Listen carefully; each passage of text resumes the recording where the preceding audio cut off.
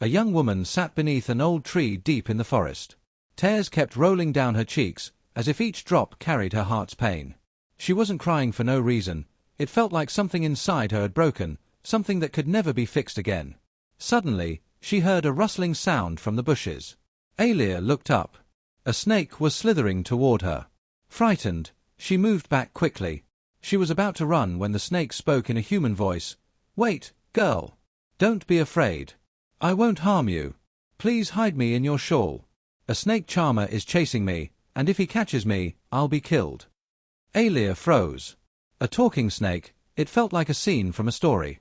But when she saw the snake charmer actually running toward them, her fear turned into pity. She quickly picked up the snake and hid it in her shawl. Moments later, the snake charmer arrived, panting. "Hey girl," he said, "did you see a snake come this way?" Nervously, Alia shook her head. "No, sir, I haven't seen any snake."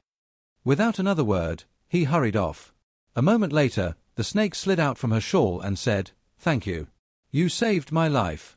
I'll never forget your kindness. But tell me, why are you here alone, and in such a state? You look like you're expecting a child."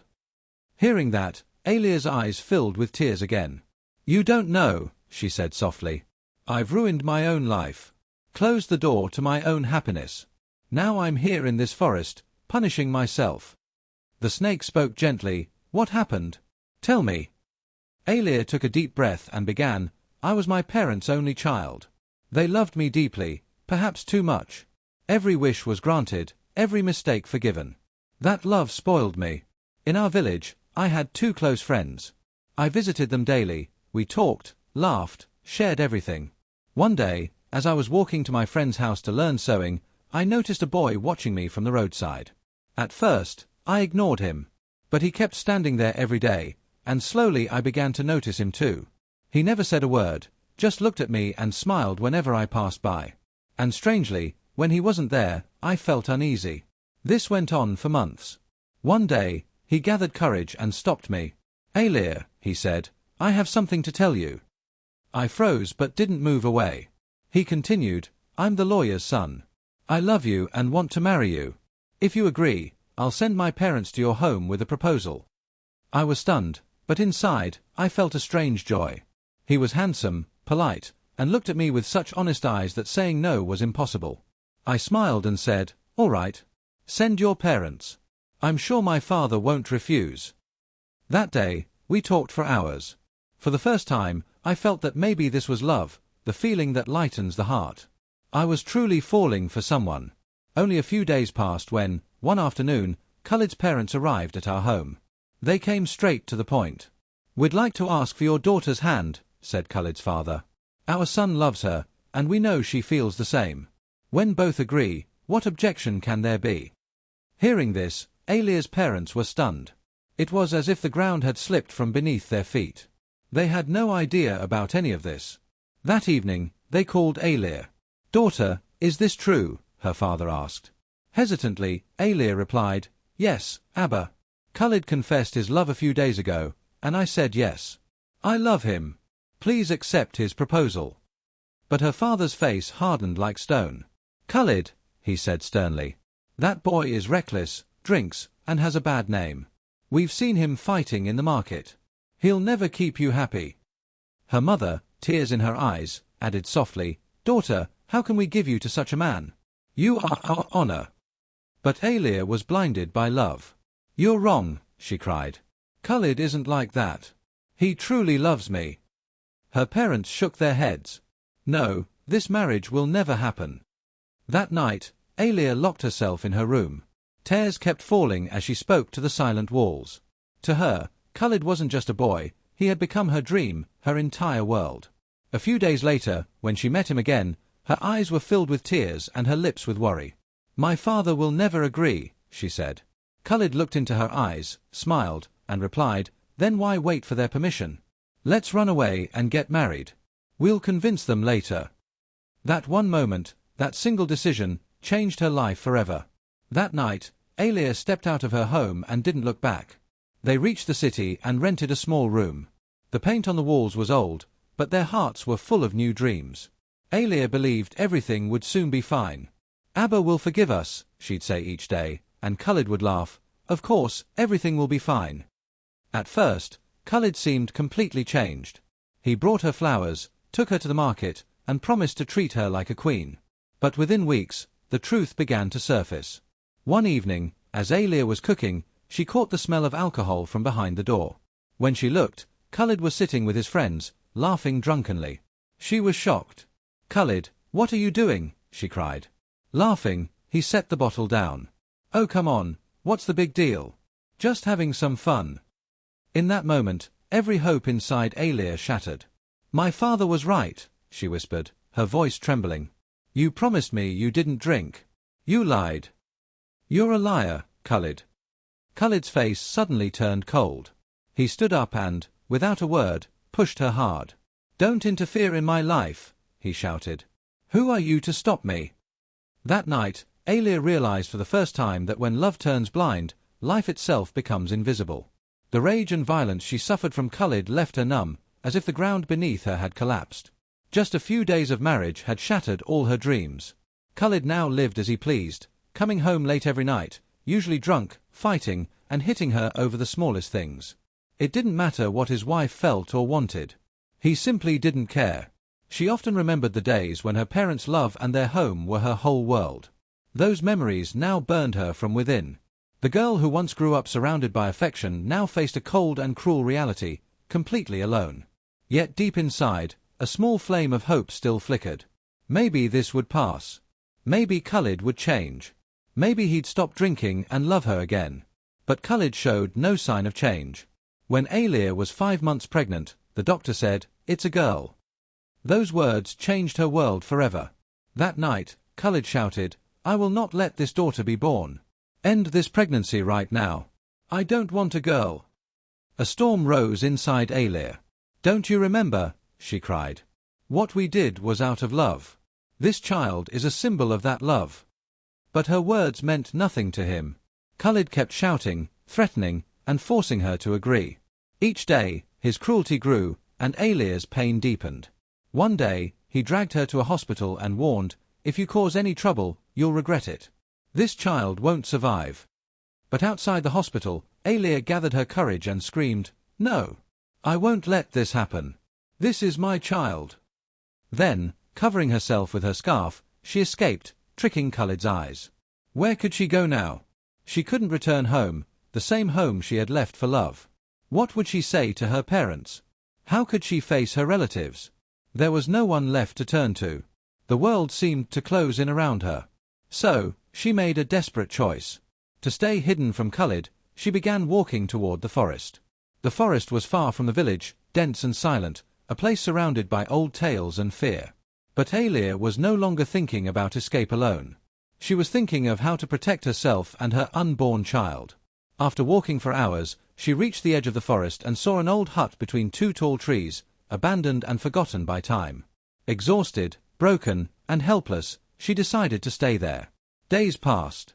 Alia lived in that hut, praying to Allah for forgiveness. "Oh God," she whispered again and again, "give me the strength to live and protect this child. I disobeyed my parents. This is my punishment. Forgive me, Lord."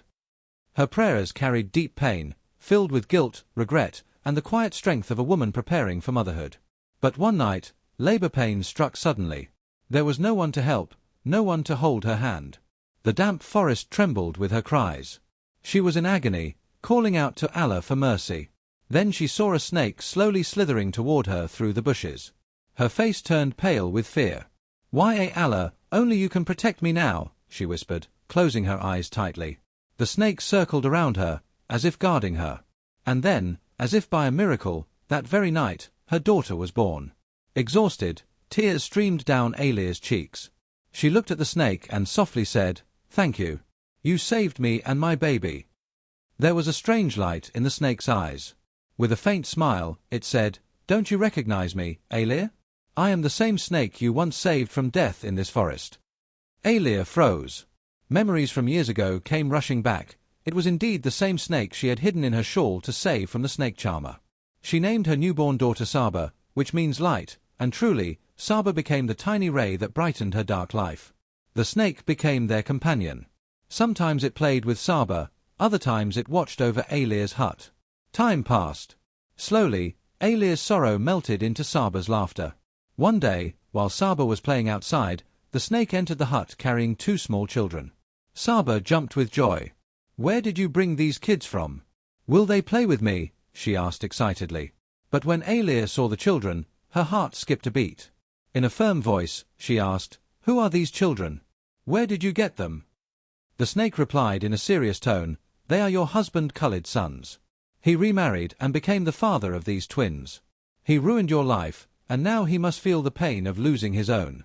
I brought them here so he understands what a mother's pain truly is." A heavy silence spread across Alia's face.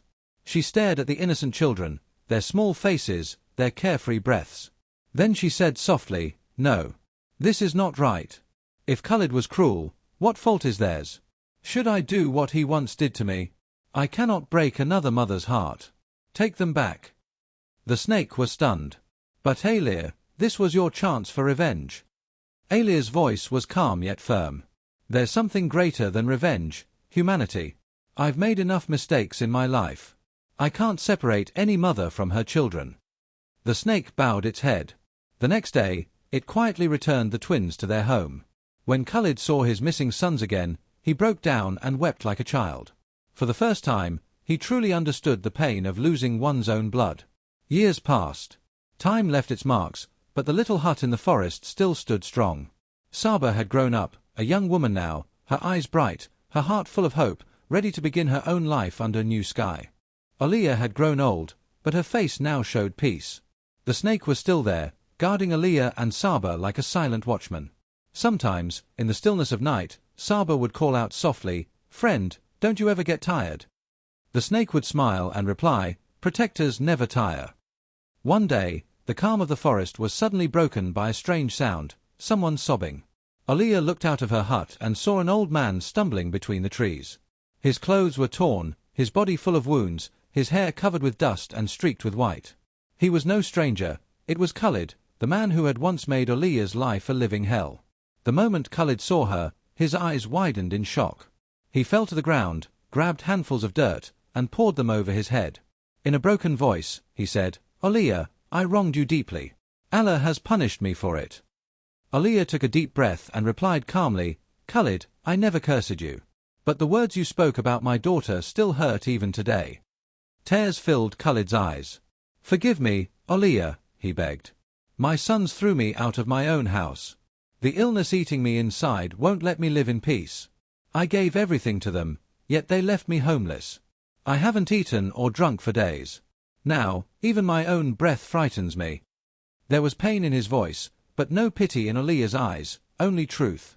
"Khalid," she said, "this is the result of your own deeds. If you hadn't treated sons and daughters differently, your sons wouldn't have abandoned you today. The daughter you called a burden, her love is something you'll never have." Just then, Saba came near the hut. When Khalid saw her, he froze. His eyes filled with both regret and sorrow. "Saba, my child," he said and tried to reach out to hug her. But Alia stepped in front of him. "Stop. Saba is only my daughter. She doesn't need a father like you. You may leave, Khalid. The punishment you have now is enough." Khalid folded his hands, his voice trembling. "Daughter, forgive me. I wronged your mother terribly. Now I understand what divine justice feels like." With tears in his eyes, he disappeared into the darkness of the forest. Saba stood silently.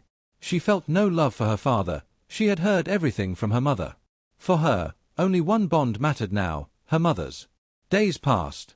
Alia lived in peace, but one worry still remained, Saba's future. She wanted her daughter to live a life of dignity and happiness, to have everything she herself never did. One evening, lost in thought, Alia sat near the edge of the forest.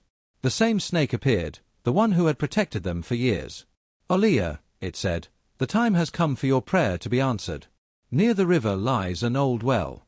A treasure is hidden inside. Take it, and give your daughter a new life." The snake was telling the truth. It went away and soon returned, carrying a bag filled with gold, silver coins, and precious jewels. "Take this," it said. "Build a good home for Saba and marry her to a kind-hearted man." Tears filled Alia's eyes. With that treasure, She built a beautiful house in the city and arranged Saba's marriage to a noble young man. The wedding became the talk of the town, a story where pain ended in the triumph of humanity. Yet, Oliya never forgot her old companion. Every week, she went back to the forest, to that same little hut, to meet the snake. They would talk for hours, like old friends sharing memories of the past. But the story doesn't end there. The snake, the forest, and that small hut still stand as witnesses to a timeless truth, that goodness is never wasted, and the one who forgives is the greatest victor of all. So, my friends, how did you find this story? Have you ever thought about it?